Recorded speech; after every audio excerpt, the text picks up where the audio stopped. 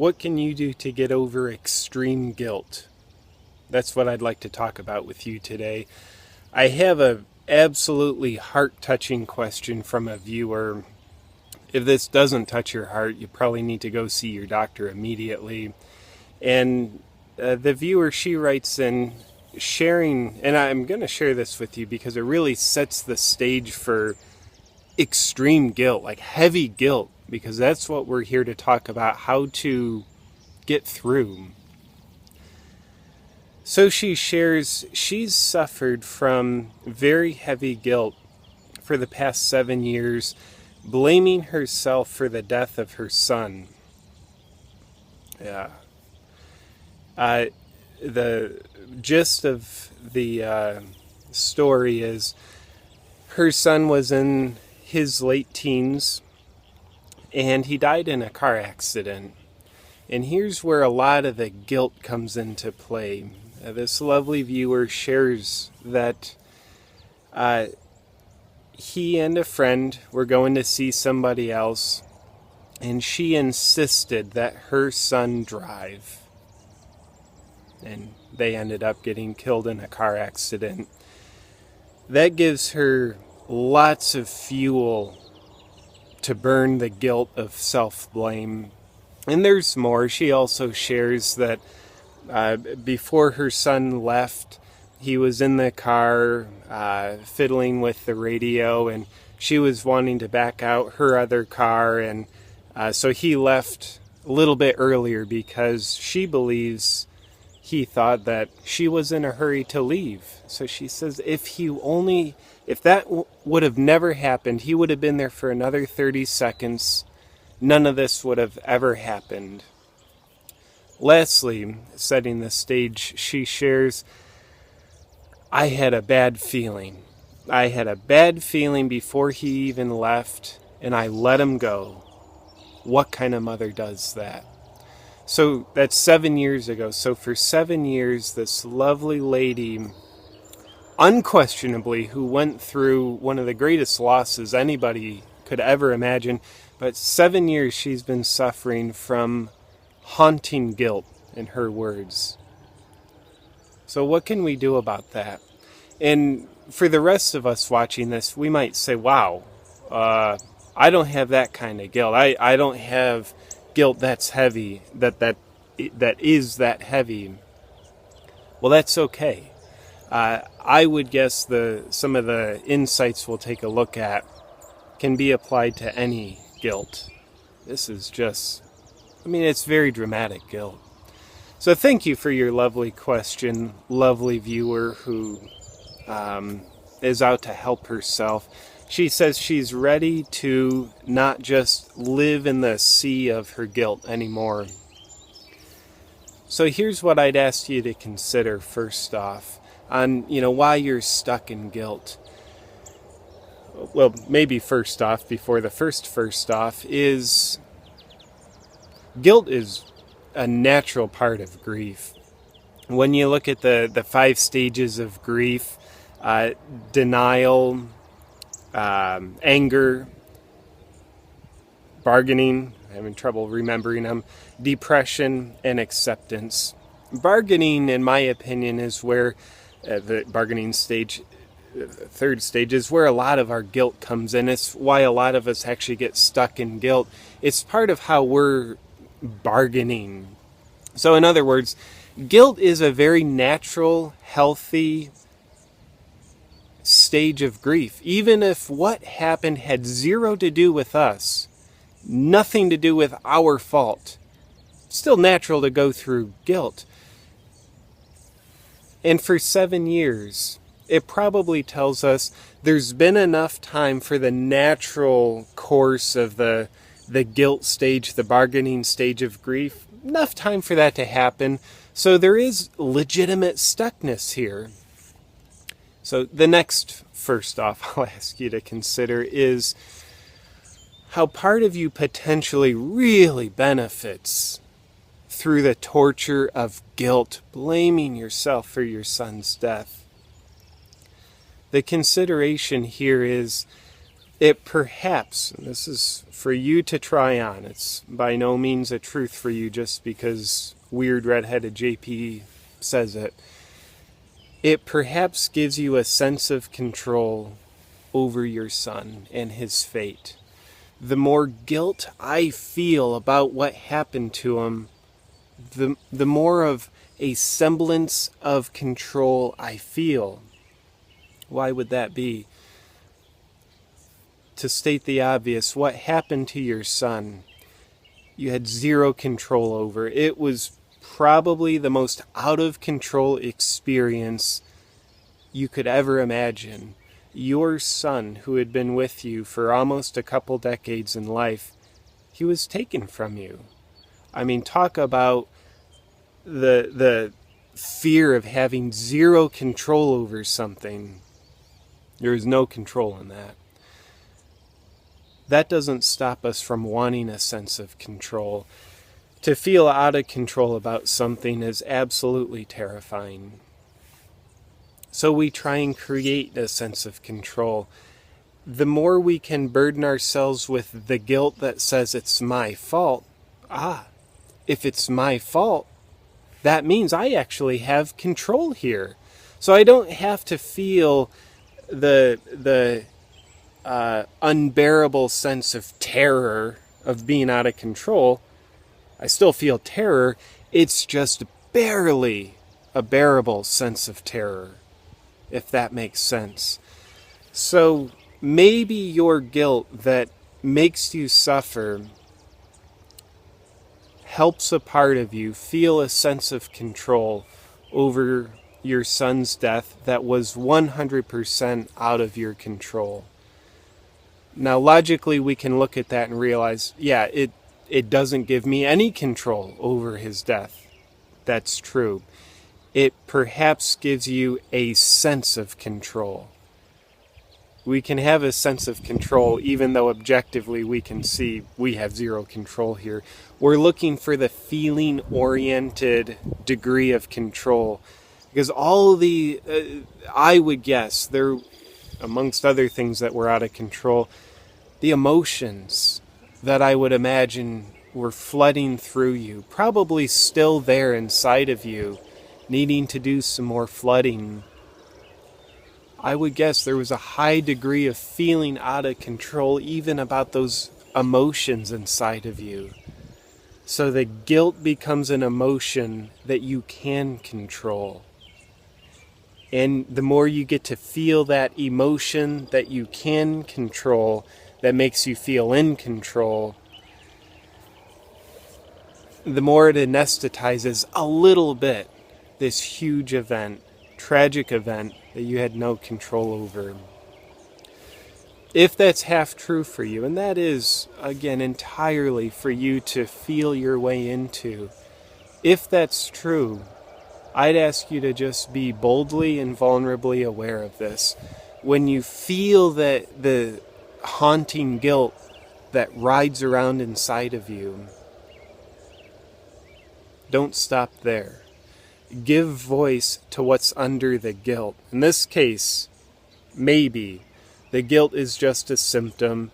Underneath it, perhaps the driving issue that needs to be given voice to, maybe on a regular basis, is I feel completely out of control about what happened. I have zero control.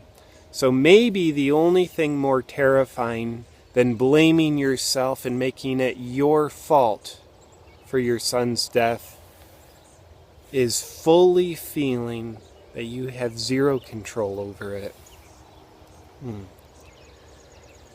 By the way, this is not an insight I'd ask anybody to consider who had just gone through such a tragic loss.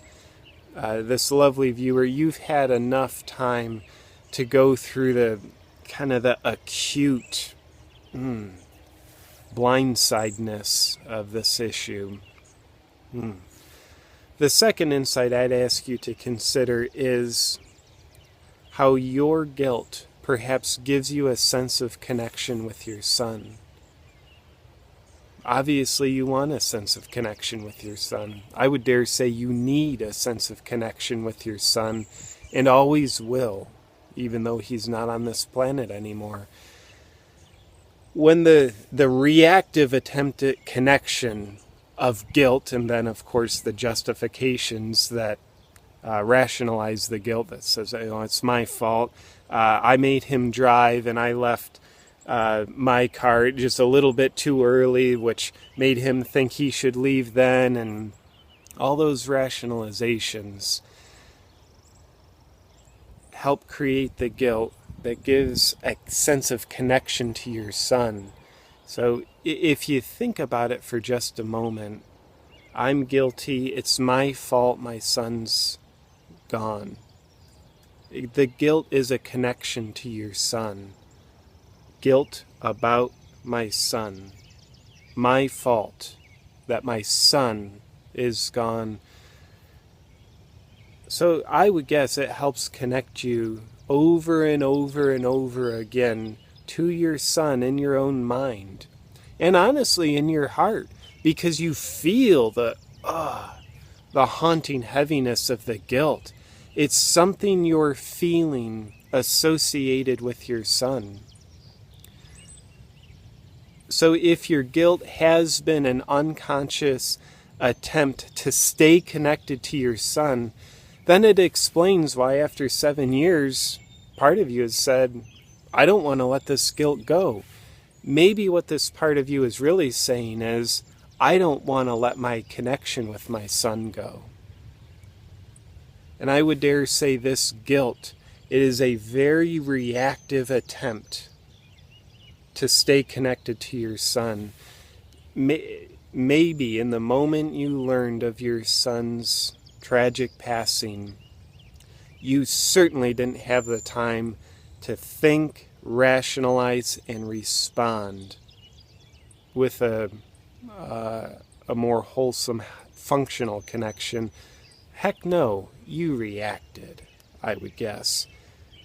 And you came out with the quickest, most reactive, easiest connection you could find. It's my fault. My fault, my son's gone. So those emotions, the guilt, and all the rationalizations that justify it, were maybe once upon a time the best connection you could muster in a moment of 200% overwhelm. So, part of you might say, there is no way that I would want to let a connection go with my son. If my guilt is what connects me with my son, then I want to stay in that heavy swamp of guilt for the rest of my life because I want to stay connected to my son. I would too, if there was no other way. However, I'm guessing 7 years later, you're at an appropriate time for yourself where you're looking or able to look for a better connection with your son. I would dare say a more conscious connection rather than the unconscious generation of guilt in belief that it's all your fault. So, I would ask you to consider becoming very proactive at keeping a conscious connection going with your son. What does that look like? It can look like anything that's appropriate to you. One thing is, I'll ask you to consider talking to your son on a daily basis. Just because he's not there with a voice box to respond to you doesn't mean you can't talk to him. That becomes a way for you to connect with him. And I'd ask you to consider another spectrum of connection is think about the good times with him. Connect with those and feel about those. Connections come from feelings, not just thinking. In fact, they need to come from feelings here. And also, think about the challenging times. Feel about those. And I would ask you to consider being realistic. Whereas if you were having a conversation with your son, maybe, just maybe, you would tell him, I will dedicate a part of my heart for the rest of my life to feel the pain of your loss. That's very appropriate. That's a healthy way for you and I to be connected. And that'll help free up the rest of my heart to go on living my life a little bit here. Dedicate a part of your heart to feeling the pain of his loss for the rest of your life, rather than having your whole heart dedicated to feeling the pain. If that makes a little bit of sense. And I don't know what your beliefs are, dear viewer, and the rest of you viewers out there looking at your version of this. So I'd ask you to consider something that comes from the angle of my beliefs.